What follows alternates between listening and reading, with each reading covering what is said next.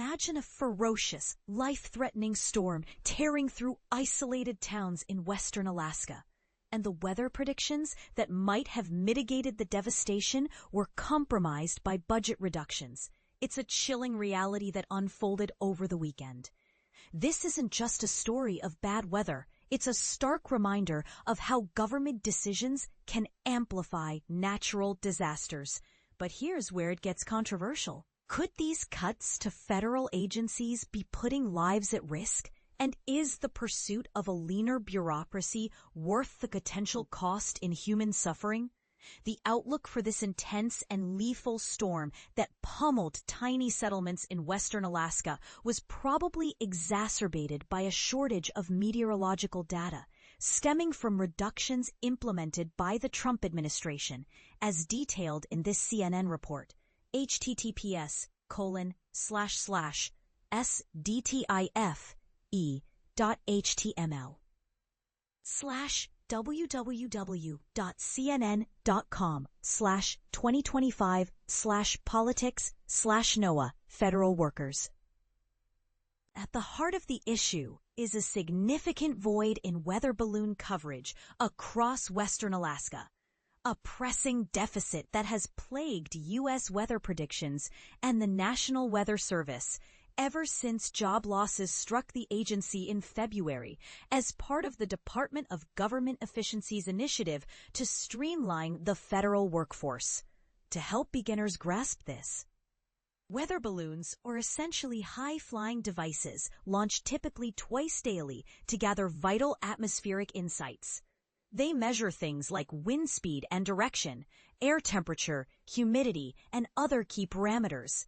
This data gets fed straight into advanced computer models that simulate and forecast weather patterns.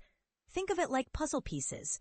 Without enough pieces from balloons, the model can't paint a complete or accurate picture of what's coming. And this is the part most people miss. When the remnants of Typhoon Halong neared Alaska late last week, there were hardly any balloons aloft to capture readings of the unfolding conditions.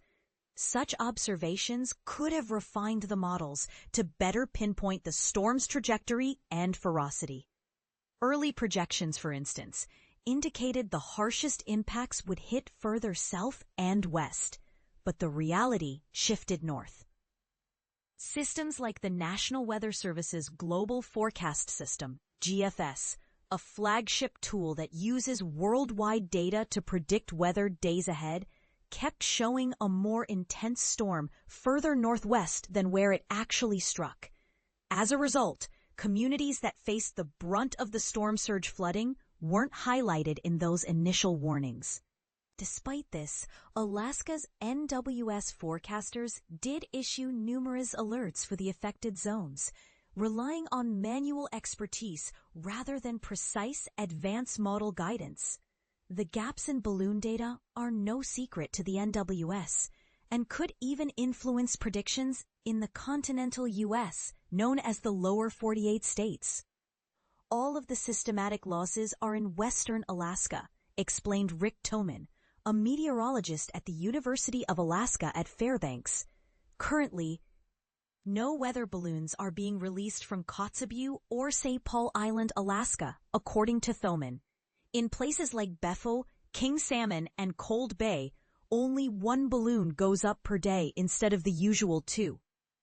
Nome does launch 2 daily, but technical communication problems arose just before the storm, hindering full data transmission to the NWS.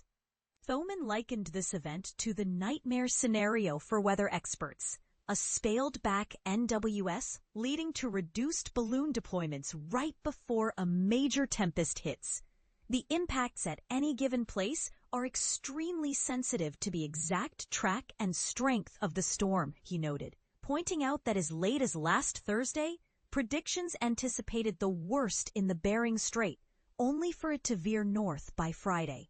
He termed it a major model fail. Though it's unclear how much the balloon shortfall contributed, Alaska's not the only region facing this issue. Some NWS stations in the lower 48 also struggle to maintain 2 daily launches.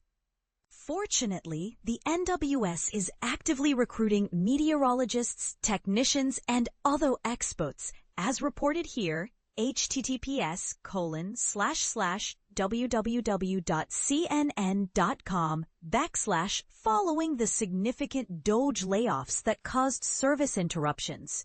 The storm made landfall in western Alaska on Sunday, then moved northward into the Arctic Sea by early Monday.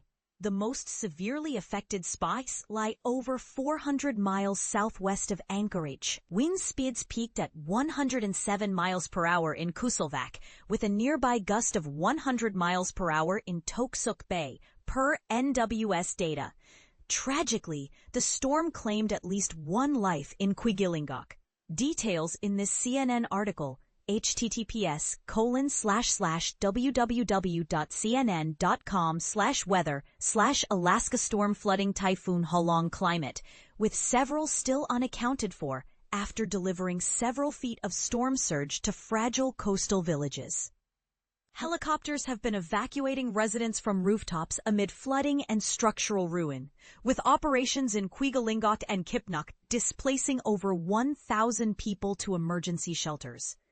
If you imagine the worst-case scenario, that's what we are dealing with, remarked U.S. Coast Guard Captain Christopher Culpepper. A NOAA official speaking anonymously admitted not having balloons didn't help the forecast. Though Alaskan predictions also draw from Asian data as systems cross the Pacific. I'm sure it had some impact, the official shared with CNN, noting that the GFS errors fell within typical ranges for the model. Other systems, including the European Center for Medium-Range Weather Forecasts' leading model, also showed notable inaccuracies. Still, quantifying the exact role of the missing balloon data remains elusive. The ideal test would involve running simulations with and without the data, a so-called data denial experiment, but that's infeasible without the data itself. I don't know how we could ever know what impact not having all of these balloons in the days leading up to Halong had, Thoman reflected. You can't do data denial experiments if there's no data to deny, right? So to my mind, it must have had some impact on model performance. Whether it was a lot or whether it's a little, we just don't know. It definitely did not help. But here's where it gets really intriguing. Is this a case of short-sighted cost-cutting or a necessary step toward a more efficient government? Critics might argue that trimming budgets in weather services is reckless, especially in a changing climate where extreme storms are on the rise. On the flip side, proponents of the DOGE initiative could counter that technology and other data sources can fill the gaps. What do you think? Does sacrificing weather balloon coverage for fiscal savings endanger public safety, or is it an acceptable trade-off in today's world? Could this storm's forecasting challenges have been averted with better investment in science? Share your opinions below. I'd love to hear if you agree, disagree, or have a counterpoint.